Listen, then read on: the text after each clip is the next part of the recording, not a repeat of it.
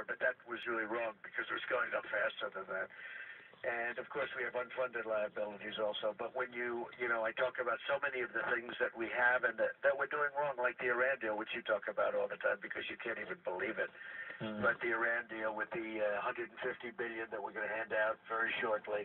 The biggest problem, I like to solve problems, but by the time you get there, assuming there's a victory here, by the time you get there, Mark, that money's all gone. And probably buying nuclear. They don't have to make nuclear. They can buy it with that kind of money. So we just, I talk about the problems, and I talk about, I don't like being a critic. I like being a critic and then fixing it. And one of the things that you see, I don't know if you have a copy of the book. It's doing really well. I do. One of the things that I did, Simon & Schuster is the publisher, and they sent this fantastic photographer up to my office, and he took pictures. And they're really nice pictures, the best I've ever seen. And I'm smiling and happy. And there was one that was taken when I wasn't ready, and it's a horrible, horrible picture. We determined with that title, we have to use the bad picture. So I used the bad on the front. Right, on the front. So I think it's a book that a lot of people are talking about. So there's a lot of online surveys that say you won that debate last night. And they're also giving credit to Cruz and Rubio. Do you think that's about right? I think so. I think we all had a good night. I don't think I would say Kasich had a hard time. Yeah, why does he keep interrupting everybody? I don't know. Well, and Carly really interrupts also. I got to a point where, everybody was going crazy with Carly. I kept raising my hand, and they were great. The moderators, I thought, did a really good job. But excellent. I raised my hand. When you're in a debate, you're supposed to be raising your hand, right? And Carly would, and she's absolutely fine, but she would just, boom, right in the middle of somebody's sentence, she'd just start talking. And it's just not really appropriate. And, of course, Kasich was doing that. But I think he had a hard time, and I thought she had a hard time, but a lot of people disagree with me on that, so whatever. Let me ask you this. You're getting a lot of questions from the establishment media and establishment candidates saying you cannot round up 11 or 12 million people. First of all, a couple points. You don't have to round up 11 or 12 million people. If you deny them jobs and in-state tuition and driver's licenses, many of them will go home. Secondly, 40% of the people here illegally came here legally under visas and won't go home. Now, why should we give them legal status and citizenship? That's true. And, one of the things that nobody talks about, we have millions of people trying to get into the country. They've been doing it for years. And these people are in, and now we're supposed to give them, in many cases, they want to give them citizenship, which is really crazy. I mean, I'll tell you what, the biggest hand of the entire, you probably heard it, the entire debate the other night was when I said we will build a wall and it will be a real wall. And I also say it's going to be paid for by Mexico. Only you might understand that. Somebody said, how can you possibly do that? Well, the wall will cost $8 billion.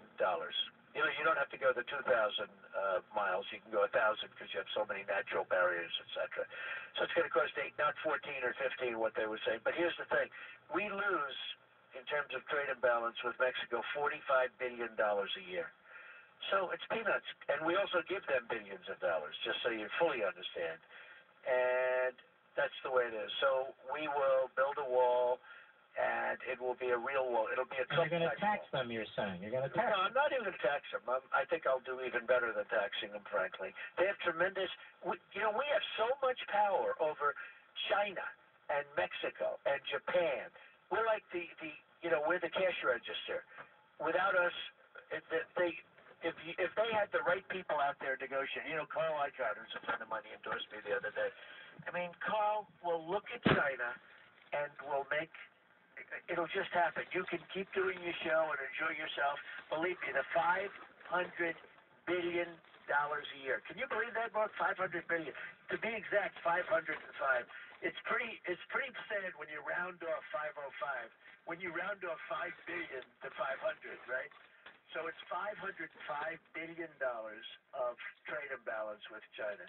It's $75 billion with Japan. All the cars that pour into the country. China's economy is starting to collapse now. It is. It's starting to do badly, which gives us much more power to negotiate. And our economy is going to keep collapsing if we don't take all these regulations off of us. Yeah, and I think we're probably in a bubble, too. You never know for sure, but we're probably in a bubble. Now, explain to everybody what you mean by that. Well, we have money that doesn't cost anything. I mean, I have, for instance, I built Doral in Miami. I own Doral. I have a mortgage. It's almost free I'm paying almost no interest. Usually you'd pay 5, 6, 7% interest, right? In the good old days. I'm paying like nothing. I'm paying almost nothing because I get very good rates. That's the good thing. The good thing about being rich is you get good rates. The bad thing is that if you're a developer and you're not you're a really good developer, a businessman or something, and if you want money, you can't get it. That's the bad. The only people that get money are the people that don't need it. Because the regulators are running the banks. The bankers, you take Jamie Dimon, you take all of these bankers that you see, and they're all petrified of the regulators. The regulators are running the banks. It's unbelievable. I don't think people understand. We really don't have free banks. About 80% of what they do is regulated. Yeah. The regulators are all over. And I see it. I mean, I have friends that say, could you give me a reference to a bank? First of all, the banks have all merged now. You remember you used to have Chemical and Manufacturers Hanover Trust and Chase Manhattan Bank and all these banks, right? And, you price it out with 5 different banks, 7 banks. And now there's sort of it's just like one big monster bank that is really, and it's not one, it's a number of them. What has happened, though, is the foreign banks have come in. And the foreign banks are making a lot of money in the United States, which is, it would be nice if we had our own banks making. You're for trade, though, right? Totally for trade, but trade with smart negotiators. In other words, we have really dumb negotiators, Mark, and you know that. You understand that. How can we lose $500 billion with China? Yeah, and this has been going on for many years, by the way. This has been going on for many years. Why do we lose that? I say that, with China, and I've used the expression over the last couple of weeks. I don't know why I just thought of it, but it's the greatest robbery in the history of the world, what China has done to the United States. They've taken our money, our jobs, our base. They've taken everything. And we've rebuilt China. Now, if you look at India, if you look at, Brazil, if you look at Japan, if you look at... We almost don't have any country that we deal with where we do well. Does that sound good to you? Does that sound prosperous? I just think we need to really build up our country, get all these damn regulations out of the way, all these taxes. I like your plan where you bring all this money back to America. Yeah, I think it would massively expand jobs and opportunities and wealth creation in this country. While the liberals are running around yakking about a minimum wage, this would create jobs and good jobs and money, and people would have it. Let me ask you this, because I don't want to lose you before this. Over the weekend or so, this Politico was coming out with these hits on Ben Carson. Now, I know you don't like Politico. You know it's a left-wing hit machine. Right. They've hit you. They hit all the candidates. They hit me when I'm expecting a good story. I've been hit. I mean, it's always bad when you're expecting. In other words, you've done something good and you get hit. That's always very disconcerting. But a lot of the people in my audience were a little upset with you because you were using stuff they said against Carson. So what do you want to tell them? No, really using stuff that he said, though. In all fairness, forget Politico. Ben was talking about, I guess he wrote a book, probably, I said he wrote a book, and he talked about, pathological disease, and he talked about hitting his mother, wanting to hit his mother over the head with a hammer. I never had those thoughts in all fairness, and neither did you. And, other things, hitting a friend, his best friend in the face with a padlock, that's pretty bad. But you don't think he's mentally off, do you? I hope not. You don't believe that, do you? First of all, I like him. I was with him last night. I'm standing next to him last night, and I like him. Were you friendly to each other? We don't know. I believe the answer is yes. I'm friendly with almost all of these guys. It's funny. You compete and you attack, and you say things that you believe are truthful, but sometimes they're pretty horrible things. And then you're standing next to him in a debate, and you're saying, "How you doing?" Jeb. I say, "Hi, Jeb. How you doing?" Is he friendly to you? He's very friendly. I mean, you saw anybody up there. You know what? I'm not trying to do gossip here, but I'm curious. Anybody up there who all of you kind of think, that guy. You don't have to say answer. That guy over there, that's a real tough.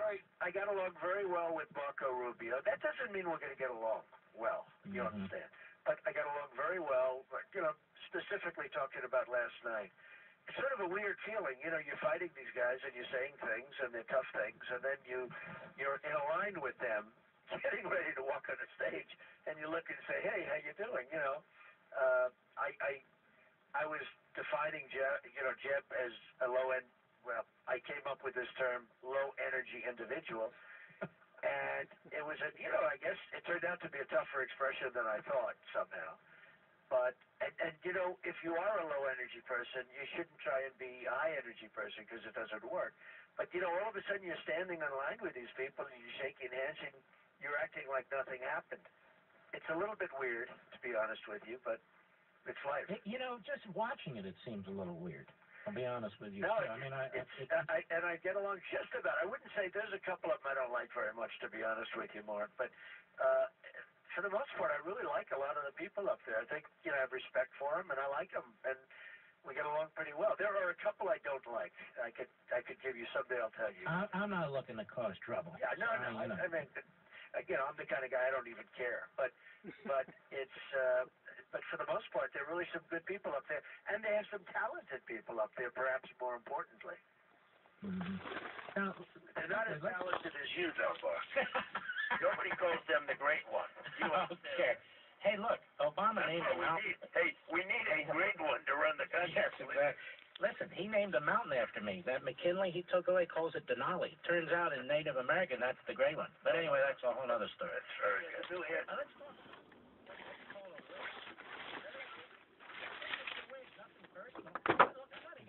People can wear whatever they want.